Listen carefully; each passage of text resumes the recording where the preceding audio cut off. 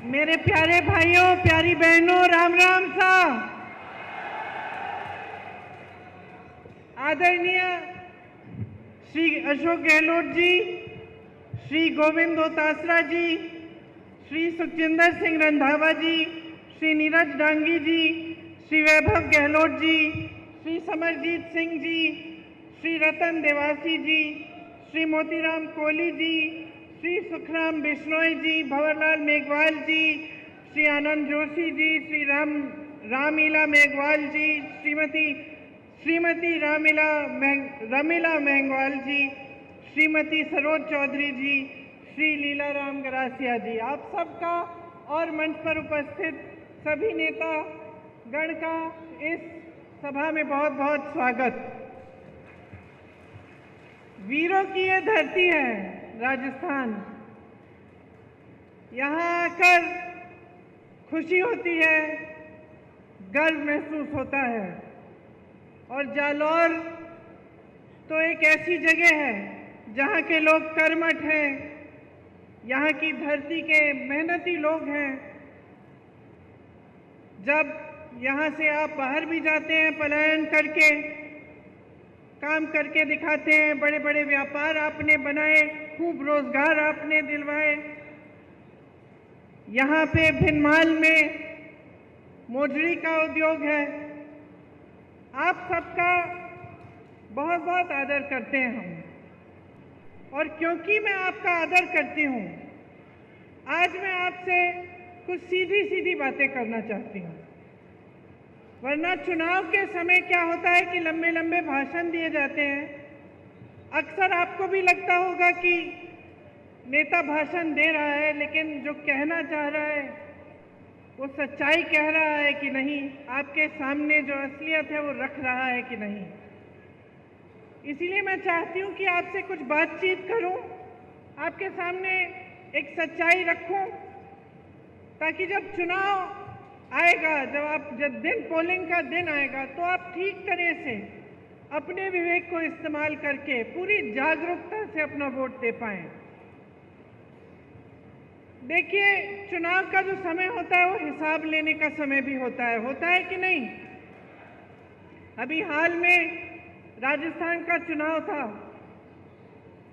आप अशोक गहलोत जी की सरकार से खुश भी थे, हो सकता है थोड़ा सा शिकवा गिला भी था, इसीलिए आपने सरकार बदली कि नहीं? हाँ कि नहीं? तो देखिए, आपने सरकार बदली और क्या देखा कि जो स्कीमें आपके लिए अशोक जी ने शुरू की थी, जो 25 लाख की बीमा की, स्वास्थ्य बीमा की स्कीम थी, उसको क्या हुआ? कौन बताएगा? बंद हो गई। आपको 25 लाख तक मुफ्त स्वास्थ्य की सुविधाएं मिल रही थी। आज क्या हालात है? आज मिल रही हैं? नहीं मिल रही हैं। आपको जो तमाम सुविधाएं मिल रही थी, आज लगभग उनको बंद किया गया है। और ये इसलिए है कि जो सरकार आपने अब चुनी है अपने प्रदेश में, वो सरकार आपके हित के लिए काम नहीं कर रही है। अब अगला चुनाव आया है, पूरे देश का चुनाव है, तो सोच समझ के अपना वोट दीजिएगा। आपने खुद अपने प्रदेश में देखा है कि जो आपके लिए अच्छा हो रहा था वो बंद कर दिया गया है। तो क्या पूरे देश में आप ऐसा चाहते हैं? तो ये तय करने का समय है कि आप चाहते क्या हैं। आजकल चुनाव के समय एक अजीब सा माहौल बन गया है। आपने देखा होगा, आपके ध्यान को भटकाने वाली सारी बातें हो रही हैं। बड़े बड़े प्रचार हो रहे हैं, अजीब सी बहकी बातें हो रही हैं। आपने सुना होगा, प्रधानमंत्री जी के भाषण सुने होंगे, कहाँ कहाँ की बातें करते हैं। अभी राजस्थान आए तो अपने भाषण में कह डाले कि आपके जन जन के आराध्य बाबा रामदेव साहब, उनका जन्म कश्मीर में हुआ।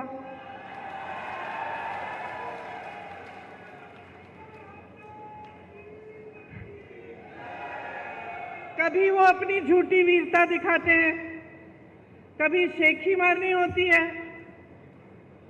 कभी कबीरदास जी को गोरखनाथ जी से मिलवा लेते हैं अपने भाषण में, कभी गटर से गैस बनाते हैं, कभी बादल में मिसाइल छोड़ देते हैं, कभी मांस मछली की बात करते हैं, कभी ईमेल उस समय की बात करते हैं जब ईमेल था ही नहीं, उस जमाने की बात करते हैं कि मैंने तब ईमेल भेजा, कभी हवा में उड़ते हैं तो कभी समुंदर के नीचे चले जाते हैं।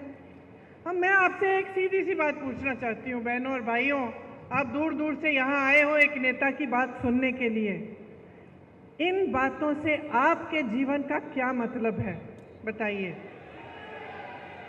कोई मतलब है? मेरी बहनें यहाँ बैठी हैं, सबसे बड़ी आपकी समस्या आज क्या है? क्या है? महंगाई है। मुझे लगता है कि कुछ हो गया है मोदी जी को, समझ नहीं पा रहे हैं। क्या होता है ना, कई बार इतनी सत्ता हो जाती है कि लोग सच्चाई बताते ही नहीं हैं, घिर जाता है इंसान, चाहे उसके संघर्ष की कुछ भी उसका अनुभव होता है, लेकिन जब सत्ता इतनी हो जाती है लोग डरते हैं, अधिकारी डरते हैं, जो साथ में काम करते हैं वो डरते हैं कि असलियत ना बताएं, तो वो इंसान कट जाता है जनता से। और मुझे सचमुच लगता है कि मोदी जी कट चुके हैं देश की जनता से। कैसी कैसी बातें कर रहे हैं, जब आपकी समस्याएं सीधी सीधी महंगाई, बेरोजगारी सबसे बड़ी समस्याएं। 10 सालों में आप बताइए मुझे, महंगाई घटी है? बेरोजगारी बढ़ी है कि नहीं? बढ़ी है ना? आपको मालूम है बहनों, आज 45 साल में सबसे ज्यादा बेरोजगारी ये देश देख रहा है। किसकी बदौलत? मोदी जी की 10 साल की सरकार रही है। आज कह रहे हैं कि सिलेंडर को 400 में बिकवाएंगे, तो पिछले इतने सालों से 1200 में क्यों खरीदवाया? मेरी बहनें सिलेंडर भर नहीं पा रही थी, तब कहाँ थे मोदी जी? चुनाव नहीं था ना बहनें, इसलिए चुनाव नहीं था। अब चुनाव आ रहा है तो सिलेंडर का दाम घट रहा है, चुनाव आ रहा है तो महंगाई घटाने की कोशिश हो रही है। नहीं तो अब तक पेट्रोल डीजल के दाम क्या थे? नहीं तो अब तक आप अगर दुकान जाती हैं, आजकल नवरात्रि का समय है, त्योहार का समय है, आप दुकान जाती हैं अपने बच्चों के लिए कपड़े खरीदने के लिए, अच्छे अच्छे कपड़े पहनेंगे इस समय, या कुछ खरीद और जूते खरीदने के लिए, या फिर सब्जी भाजी खरीदने के लिए अगर आप दुकान जाती हैं तो क्या होता है? घबराहट होती है कि नहीं कि आधी चीजें खरीद नहीं पा रही हैं? मुश्किल से आप पैसा इकट्ठा करती हैं। जब कोई बीमार होता है घर में तो इलाज के समय क्या होता है? जमीन बेच देते हैं, अपनी जमीन बेच देते हैं। बच्चों की शादी करानी पड़ती है तो क्या करते हैं? कर्ज लेते हैं। तो जब ये है आपकी स्थिति, जब आपका जीवन हर रोज आप संघर्ष कर रहे हैं, चाहे मेरी बहनें हों, चाहे मेरे भाई हों जो खेती का काम करते हैं, आप बताइए खेती में जो जो सामान आप इस्तेमाल करते हैं वो महंगे हुए हैं कि नहीं? पेट्रोल डीजल तो छोड़िए, लेकिन हर चीज पे आपको जीएसटी देनी पड़ती है कि नहीं? उससे क्या हुआ? आपकी मुश्किलें बढ़ी हैं। खेती किसानी में से जो नौकरियां, जो रोजगार मिलते थे वो बंद हो रहे हैं, क्योंकि खेती से कमाई नहीं हो रही है। जो सामान आपको इस्तेमाल करने होते हैं, चाहे खाद हो चाहे कुछ भी हो, उस पर जीएसटी भर भर के आपकी कमर तोड़ी जा रही है। महंगाई से आप जूझ रहे हैं, आपकी कोई सुनवाई नहीं है। ऐसे कानून लाए थे ये लोग कि सिर्फ बड़े बड़े अरबपतियों के फायदे के कानून। जब किसानों ने आंदोलन किया, दिल्ली में गए, महीनों के लिए सर्दी में बैठे, प्रधानमंत्री जी का घर कुछ किलोमीटर दूर था, प्रधानमंत्री मोदी जी निकले ही नहीं, बात नहीं की, सुनवाई तक नहीं की। ये नहीं सोचा कि लाखों किसान महीनों से सर्दी में बैठे हैं, उनकी कम से कम हम बात सुन लें। फिर क्या हुआ? उस समय उत्तर प्रदेश का चुनाव आ रहा था। उत्तर प्रदेश का चुनाव आ रहा था। किसान बैठे हुए थे बाहर दिल्ली के, महीने बीत गए, किसी ने पूछा नहीं। जैसे ही चुनाव आने लगा, मोदी जी ने काले कानून रद्द कर दिए। तो आप नीति समझिए और नीयत समझिए। इनकी नीयत ठीक नहीं है। इनकी नीतियां सिर्फ बड़े बड़े अरबपतियों के लिए हैं। आपने अभी कहा जमीन बेचते हैं अगर जरूरत पड़ती है। आपने कहा किसी की शादी होती है, जमीन बेचनी पड़ती है या कर्ज लेना पड़ता है। आपने देखा होगा कुछ दिनों पहले एक बड़े अरबपति के बेटे की शादी हुई। आपने देखा होगा कि किस धूमधाम से शादी की। ठीक है, बुरी बात नहीं है, जिसको जैसा करना है करे। लेकिन आपने कभी सोचा है कि इतना पैसा कहां से आ रहा है? इतना पैसा कहां से आ रहा है? इतना पैसा इसलिए है इन लोगों के पास क्योंकि मोदी जी ने इनके कर्ज माफ किए हैं। 16,000 करोड़ रुपए के इनके कर्ज माफ किए हैं।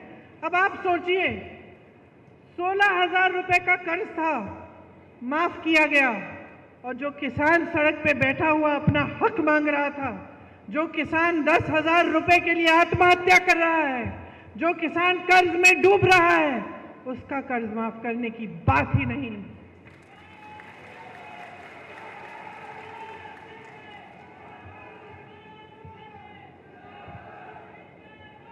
आपको सिर्फ ये दिखाया जाता है पूरी मीडिया में, टीवी पे, आप फोन खोलेंगे तो फोन पे आपको यही दिखाई देता है कि देश आगे बढ़ रहा है, तरक्की हो रही है, सब बहुत खुशहाल हैं। ये सच्चाई है क्या? जब आप देखते हैं कि बड़े बड़े प्रधानमंत्री, बड़े बड़े राष्ट्रपति आ रहे हैं देश में और G20 जैसे बड़े बड़े इवेंट हो रहे हैं, तो हम भी भारतीय हैं, हमें भी गर्व होता है। ऐसी बात नहीं है, आपको भी गर्व होना चाहिए। ठीक है, अच्छा है, लेकिन क्या इसका मतलब ये है कि इस देश की एक और असलियत नहीं है? इस देश की एक सच्चाई ये है कि इस देश का गरीब रोज सुबह शाम संघर्ष कर रहा है। इस देश की सच्चाई ये है कि आप जो यहाँ बैठे हैं, आपकी कहीं कोई सुनवाई नहीं हो रही है इस सरकार में। महंगाई बढ़ती चली जा रही है, बेरोजगारी बढ़ती चली जा रही है, और रोजगार देने के बजाय क्या कर रहे हैं? अग्निवीर जैसी स्कीम ला रहे हैं। राजस्थान ने, उत्तराखंड ने, हरियाणा ने, पंजाब ने, यूपी ने अपने बेटों को अब हमारे सरहद पे भेजा, शहीद होने के लिए भेजा। आज की बात नहीं है, पीढ़ियों से आप भेज रहे हैं। आपके दिलों में देशभक्ति की भावना है, आपके दिलों में देश के लिए प्रेम है। आप कहते हैं कि हमारे बच्चे जाएंगे, रक्षा करेंगे देश की, और आपके बच्चे जैसे ही नौजवान बनते हैं, दौड़ लगाना शुरू करते हैं। मैंने आंखों से देखा है। मैं जब गिरफ्तार हुई थी, किसानों का आंदोलन चल रहा था, मैं लखीमपुर खीरी में थी, यूपी में। उस समय कुछ किसानों को एक मोदी जी की सरकार के एक मंत्री ने कुचल दिया था। 6 किसान मर गए थे, शहीद हो गए थे। मंत्री के बेटे ने, शायद मंत्री ने जीप के टायर के नीचे कुचल डाला था। हम उन्हें मिलने जा रहे थे। उस समय पुलिस हमारे पीछे पीछे थी और हमें पकड़ने के लिए आई कि आपको गिरफ्तार करना, आप नहीं जा सकते, क्योंकि हम चाहते थे कि हम उनके परिवारों से मिलें। तो सुबह के 3:30 बजे थे, अंधेरा था अभी, और हम एक गांव के बाहर रुके हुए थे कि हम किस तरह से लखीमपुर खीरी पहुंचे पुलिस के बिना, के पकड़े बिना। उस समय मैंने देखा कि 15-20 लड़के, नौजवान एक ग्रुप में दौड़ लगा रहे हैं। तो अचानक मैंने पूछा कि भाई ये क्या है? अभी तो रात हो रही है, सुबह हुई भी नहीं है, सूरज उगा भी नहीं है, ये बच्चे दौड़ लगाने किस लिए निकले हैं? फिर वो रुके, उन्होंने बातचीत की हमसे, पता चला कि सेना के लिए तैयारी कर रहे थे। इतने इतने से थे, अभी तो उनकी उम्र भी नहीं आई थी सेना में भर्ती होने की, लेकिन तैयारी तब से कर रहे थे।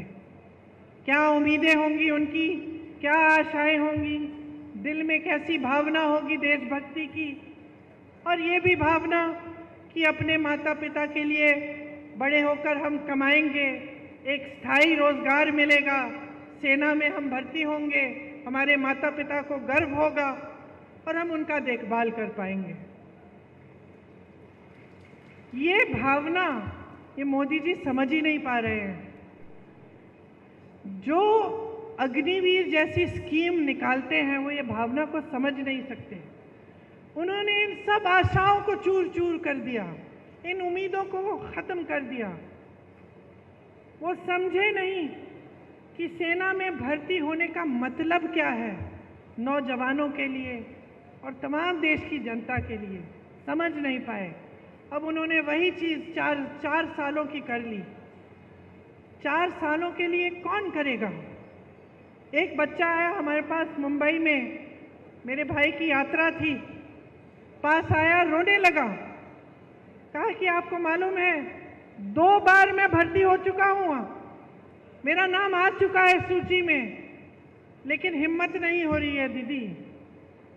5 सालों के लिए हिम्मत नहीं हो रही है कि मैं ये काम करूं। पिताजी भी कह रहे हैं बेटा छोड़ दो, कोई फायदा नहीं है, 5 सालों के लिए तुम जाओगे, क्या पता क्या होगा, स्थायी तुम्हें रोजगार नहीं मिल रहा है, पूरे जीवन के लिए तुम कमा नहीं पाओगे, वापस आओगे तो क्या होगा।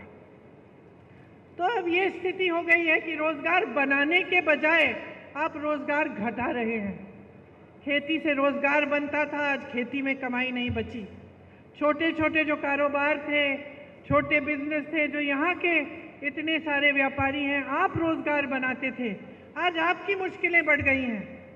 जीएसटी से, नोटबंदी से, ऐसी नीतियों से जिससे आपकी भी कमर टूट रही है, जिससे आप खुद कमा नहीं पा रहे हैं।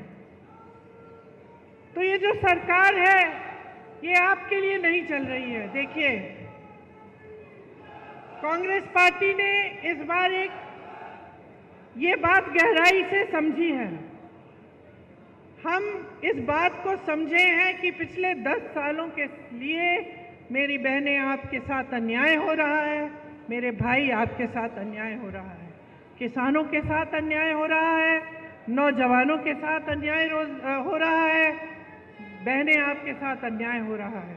हम इस बात को गहराई से समझ रहे हैं। इसीलिए हम चाहते हैं कि हम ऐसी चीज़ें लाएं इस देश में जो आपको मजबूत बनाएं। जिस तरह से बड़े बड़े उद्योगपतियों के लोन माफ़ हो रहे हैं, जिस तरह से देश की पूरी संपत्ति इनको दी जा रही है, हवाई अड्डे इनके हो गए हैं, बड़े बड़े कारखाने इनके हो गए हैं जितने सरकारी थे जहाँ से रोजगार मिलते थे, बंदरगाह इनके हो गए हैं। हम चाहते हैं कि ये सारी संपत्ति वापस आपके हाथों में आए, क्योंकि बहुत संघर्ष हो गया है और आप झूठों के बहुत शिकार हो गए हैं। आपको सिर्फ झूठ ही झूठ बताया जाता है, सच्चाई आपके सामने रखी ही नहीं जाती। हमारी इच्छा है और हमने ये घोषणा की है कि केंद्र में जो 30 लाख रोजगार खाली पड़े हुए हैं उन्हें हम भरेंगे। अगर एक नौजवान स्नातक पास होता है और उसको नौकरी नहीं मिल रही है, हम उसको अप्रेंटिसशिप के तौर पे, जैसे जो अमीर लोग होते हैं उनके बच्चे पढ़ाई करते हैं, उसके बाद उनको 1 साल के लिए किसी के में जॉब लगा देते हैं, 1 साल के लिए उनको थोड़ा बहुत पैसा कमा लेते हैं और वो सीख भी लेते हैं। लेकिन गरीबों के लिए ये मौका नहीं मिलता। तो हमने कहा है कि हम आपके लिए ये मौका बनाएंगे। जो बच्चे स्नातक पास हैं उनको 1 लाख रुपए मिलेंगे अप्रेंटिसशिप करने के लिए।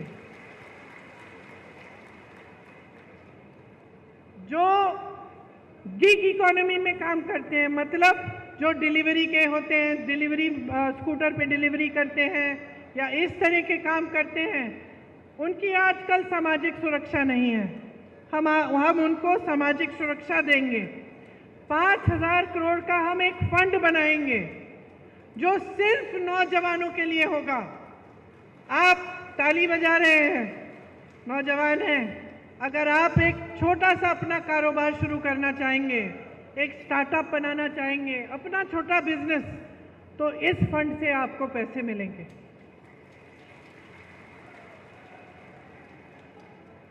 आपको मालूम है पेपर लीक की बड़ी समस्या है।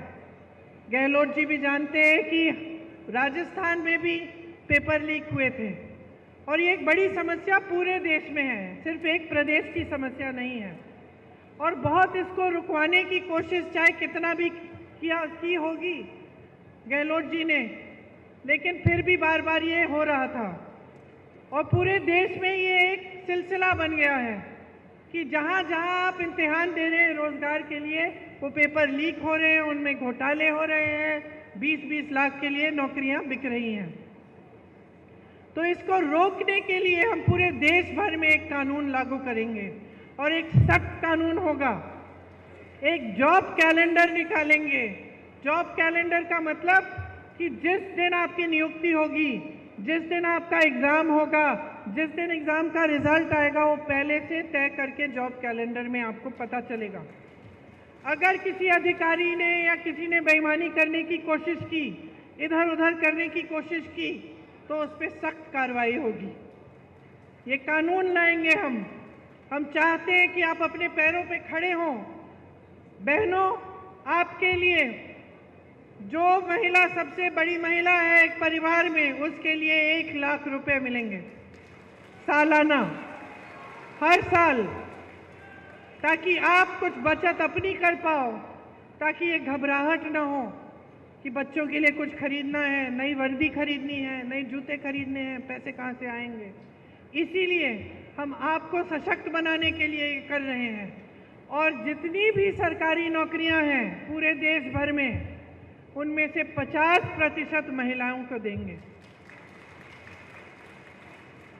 आज सबसे शोषित देश में श्रमिक ही होता है, सबसे ज़्यादा संघर्ष करता है, खास तौर से जो पलायन करके जाते हैं। आपने देखा कोविड के समय किस तरह से अपने गांव-गांव तक पैदल चले, क्या हुआ उनके साथ। उनके साथ जैसे मैंने कहा, सुरक्षा नहीं होती है, वेतन भी जो जी चाहे वो दे देते हैं जो ठेकेदार होते हैं। तो हम चाहते हैं कि खास श्रमिकों के लिए स्वास्थ्य का अधिकार हम कानूनी गारंटी बनाएंगे, ताकि जांच से इलाज तक पूरी सेहत और देखभाल उनको मुफ्त में मिलेगी। राष्ट्रीय न्यूनतम मजदूरी हम तय करना चाहते हैं, ताकि आपको 400 रुपए प्रतिदिन के कम से कम कोई नहीं दे पाएगा। और जो शहरी क्षेत्रों के लिए, जैसे हमने यहाँ गांव के क्षेत्रों में रोजगार की गारंटी दी, आपको मालूम होगा मनरेगा कांग्रेस ने शुरू किया था, उससे 100 दिन का जो रोजगार था वो आपको गारंटी मिलता था। ये अलग बात है कि मोदी जी ने उसको भी कमजोर करने की कोशिश की। शहरों में भी आपको इस तरह की रोजगार की गारंटी कांग्रेस पार्टी देना चाहती है और दे के दिखाएगी। मैंने अग्निवीर की बात की। अग्निवीर की जो स्कीम है उसको पूरी तरह से हम रद्द करवाएंगे। जैसे पहले सेना में आप जाते थे मान सम्मान के साथ आजीवन काम करने के लिए, देश की सुरक्षा के लिए, वैसे आप फिर से जाएंगे। देखिए, मैंने किसानों की बात की। मैंने आपसे बताया कि जीएसटी आपके जो खेती के सामान है उस पर हम रद्द कराएंगे, कि एमएसपी आपको एक कानूनी आपका अधिकार बनेगा, कानून बनेगा कि आपको एमएसपी मिलना है। और जो आपका नुकसान होता है जब आपदा आती है, आपको उसका भुगतान अभी तक मिलता नहीं है। कभी कम मिलता है, कभी टाइम पे नहीं मिलता, कभी आप महीने इंतज़ार करते हैं, साल इंतज़ार करते हैं, नहीं मिलता। तो हम ऐसे नुकसान के भुगतान के लिए हम 30 दिनों की सीमा रखेंगे। 30 दिनों के अंदर अंदर पूरा भुगतान होगा। एक नई कृषि की आयात निर्यात की हम नीति लाएंगे, जो भूमिहीन हैं उनको ज़मीन वितरित करेंगे। ये सारी स्कीमें हम आपके लिए लाना चाहते हैं। अब आप जानते ही हैं कि यहाँ राजस्थान की सरकार थी तो आपके लिए कितने काम किए। आप जानते हैं कि कांग्रेस पार्टी ने जहाँ जहाँ गारंटी दी है वहाँ आज भी ये चीज़ें लागू हैं। हमने कहा था ओपीएस आप ओपीएस होगा, कर्नाटका में ओपीएस मिल रहा है, हिमाचल में मिल रहा है, छत्तीसगढ़ में जब हमारी सरकार थी मिल रहा था वहाँ पे। हमने कहा था महिलाओं को प्रतिमाह 2000 रुपये देंगे, कर्नाटका में आज मिल रहा है। हमने यही हिमाचल में कहा था कि 1500 रुपये प्रतिमाह मिलेगा, मिलना शुरू हो गया है। तो जो बातें हमने की हैं वो हमने करके दिखाई हैं। खोखली बातें नहीं हैं जैसे मोदी जी आपके सामने करते हैं कि 15 लाख आपके खाते में आ जाएंगे। अभी तक नहीं आए, 10 साल बीत गए हैं। कि 2 करोड़ रोजगार मिलेंगे और 10 सालों में बेरोजगारी इतनी बढ़ गई है कि 45 सालों में इतनी बेरोजगारी नहीं है। तो मोदी जी जो बात करते हैं आपसे वो खोखली बातें हो गई हैं। हो सकता है एक ज़माने में 10 साल पहले जब शुरू में उन्होंने की थी, हो सकता है उनकी भी इच्छा थी कि वो पूरी करेंगे, लेकिन अब वो इच्छा भी नहीं है। अब साफ साफ दिख रहा है कि सच्चाई को मानने के लिए तैयार ही नहीं है, कि इस देश के गरीब के संघर्ष को पहचानने के लिए तैयार नहीं है। भ्रष्टाचार की बातें करते हैं। शायद इस देश के इतिहास में पहली बार ऐसा हुआ होगा कि दो मुख्यमंत्रियों को जेल में डाल दिया भ्रष्टाचार के बहाने। सारे जितने भी विपक्ष के नेता हैं सब पे ईडी, सीबीआई, इनकम टैक्स एजेंसियां इतना दबाव डाल दिया भ्रष्टाचार कह के, और जब चाहते हैं कि कोई उनकी पार्टी में आ जाए तो अचानक वो भ्रष्टाचार की बातें खत्म हो जाती हैं। वही लोग जिनके खिलाफ ये आरोप लगाते हैं, मोदी जी मंच पे खड़े होकर कहते हैं कि ये हजारों करोड़ का घोटाला किया इन्होंने, वही लोग जिस दिन मोदी जी की पार्टी में शामिल हो जाते हैं उस दिन मोदी जी ये सब बोलना बंद करते हैं, केस धुल जाते हैं, भ्रष्ट नहीं रहते, वही लोग पाक हो जाते हैं। और सबसे बड़ा भ्रष्टाचार इनका क्या है? सबसे बड़ा भ्रष्टाचार आज सामने आया है जब सुप्रीम कोर्ट ने कहा कि जिसने किसी भी राजनीतिक दल को चंदा दिया है उसकी सूची निकाल के हमें दीजिए। तो क्या हुआ? पहले तो सूची मिली नहीं है इनको। फिर जब फिर से कोर्ट ने बोला कि नहीं सूची दिखाइए हमें, तो सूची निकली और सूची में पता चला कि मोदी जी ने जितने भी भ्रष्ट व्यापारी हैं उनसे तो चंदा ली ही। वो जो पुल गिरा था गुजरात में, उससे जिसने वो पुल बनाया उससे चंदा ली। आप सोच सकते हैं कि ये जो कोविड की जो टीका लगा, आपको जो वैक्सीन लगी, उसको लगाने वाले से भी चंदा ली मोदी जी ने। सबसे ज्यादा चंदा मोदी जी ने ली। जो लॉटरी चलाते हैं उनसे भी ली, किसी को नहीं छोड़ा। सबसे या तो सबको ठेका दिया या किसी की पे एजेंसी लगा दी, चंदा ली, एजेंसी हटा दी। किसी को ठेका दे दिया कि तुम पुल बनाओ, तुम सुरंग बनाओ, तुम सड़क बनाओ, उसके लिए चंदा ले ली। तो इससे बड़ा भ्रष्टाचार कौन सा है? इससे बड़ा भ्रष्टाचार क्या है कि हजारों करोड़ रुपए आपने इस तरह से अन्य लोगों से ली। तो भ्रष्टाचार की जो बातें हैं वो भी इनकी खोखली हैं।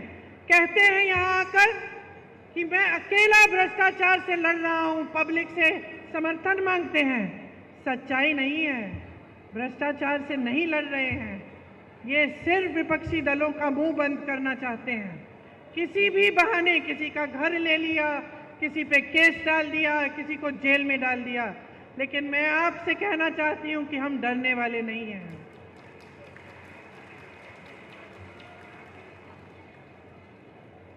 हम डरने वाले नहीं हैं, हम अपने रास्ते से भटकने वाले नहीं हैं। हम आपके लिए लड़ते रहेंगे, आपके लिए काम करते रहेंगे और आपकी सेवा करते रहेंगे। यही हमारा धर्म है और असली धर्म यही होता है। हर नेता का यही धर्म होना चाहिए। धर्म की बहुत बातें सुनते हैं आप, धर्म के नाम पे आपको बहकाया जाता है, लेकिन धर्म के नाम को जो अपनी सत्ता के लिए इस्तेमाल करता है वो धार्मिक नहीं होता है। धार्मिक इंसान वो होता है मेरी बहनें जो सेवा को समझता है, जो अपने पास वाले को, जो भाई बहनों की मदद करता है, जो सच्चाई बोलता है और जो धर्म का इस्तेमाल अपने लिए नहीं लेकिन लोगों की भलाई के लिए करता है। इसीलिए मैं खास आपसे आग्रह करने आई हूँ आज कि इनकी बातों में मत पड़िए। बहुत हो चुका है। आपने 10 साल अपना अनुभव देखा है, आपने संघर्ष किया है।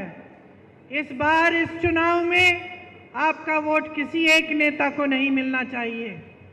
आपका वोट अपने ही पक्ष में जाना चाहिए। आपका वोट अपने लिए लगना चाहिए, डलना चाहिए। अपने बारे में सोचिए। 10 साल गुजर गए हैं, आपके बच्चे बड़े हो रहे हैं, आप मेहनत से कमा के उनको पढ़ा रहे हैं, लिखा रहे हैं, रोजगार नहीं मिल रहा है, घोटाले हो रहे हैं, खेती में कमाई नहीं हो रही है, महंगाई बढ़ रही है। क्या 5 साल और आप ये चाहते हैं? आप ऐसी सरकार चाहते हैं जो ऊपर से ऐसे दिखे कि आपको सोने का कोई डब्बा दे रहा है, डब्बा खोला तो कुछ खाली है, सब कुछ खाली है, और खूब प्रचार के साथ ये कहा जा रहा है कि आपको दे रहे हैं, दे रहे हैं, दे रहे हैं। इस गलतफहमी में मत पड़िए। अगर आपको दिया होता तो आज ये आपकी परिस्थिति नहीं होती। अगर आपको सचमुच एक सरकार मिली होती जो आपके हित में काम कर रही होती तो आपकी आज ये परिस्थिति नहीं होती कि आप महंगाई से जूझ रहे हैं, कि आप गरीबी के दलदल में फंसे हुए हैं। आपको इस दलदल से निकलना है तो एक ऐसी सरकार लाइए जो आपके लिए काम करे, जो आपको गरीबी से निकाले। आपको मालूम नहीं होगा कि कांग्रेस की सरकार ने करोड़ों लोगों को गरीबी से निकाला और बीजेपी की ये जो सरकार है वापस उनको गरीबी में ढकेला है। तो आप समझिए इन बातों को गहराई से। मेरी तो यही आग्रह है कि ध्यान से आप हर चीज को समझिए, अपने जीवन को देखिए। तरक्की आई नहीं आई, तरक्की नहीं आई है 10 सालों में तो फिर से ये सरकार मत लाइए, क्योंकि कुछ बदलेगा नहीं। अगर आप बदलाव लाना चाहते हैं, अपने देश को सचमुच आगे बढ़ाना चाहते हैं, तो सबसे पहले आपको खुद आगे बढ़ना पड़ेगा। अगर आप अपने पैरों पे खड़े नहीं होंगे तो ये देश किसी G20 से, बड़े बड़े इवेंटों से आगे नहीं बढ़ सकता। इस देश का गरीब जब सक्षम होगा, इस देश का एक एक नौजवान जब अपने पैरों पे खड़ा होगा, जब एक एक महिला पढ़ी लिखी होगी, जब उसको भी रोजगार मिलेगा, जब देश का किसान गर्व से कह पाएगा कि आज मैंने इतना कमाया अपनी खेती से, अपने बच्चों की भूख मिटाई है अपनी खेती से, तभी ये देश सक्षम होगा, तभी ये देश आगे बढ़ पाएगा।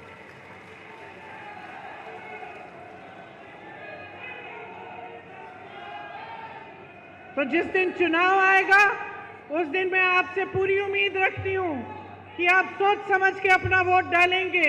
इस बार किसी मोदी सरकार को मत लाइए। ये जो बोलते हैं ना बार बार मोदी सरकार, बंद कर दीजिए इसको। इस बार जनता की सरकार लाइए, अपनी सरकार लाइए, कांग्रेस की सरकार लाइए, ताकि आप मजबूत बने, आपकी शक्ति आपके हाथों में आए, आपकी संपत्ति आपको वापस मिले और आपका, हमारा देश आगे बढ़े। आपसे बहुत बहुत धन्यवाद कि आपने इतनी ध्यान से मेरी बातें सुनी। मेरी बहनों को घर भी जाना पड़ेगा तो मैं आपको छोड़ती हूँ अब, और आपसे आग्रह फिर से करती हूँ कि आपने जिस तरह से मेरी बातें ध्यान से सुनी हैं उतने ही ध्यान से, एकदम जैसे अर्जुन की आंख, मछली की आंख पर अर्जुन का निशाना, अर्जुन का ध्यान रहता था, उसी तरह से अपना ध्यान अपने ऊपर रखिए, अपने विकास के ऊपर रखिए। हिसाब मांगिए मोदी जी से और इनकी सरकार बदल डालिए। जय हिंद।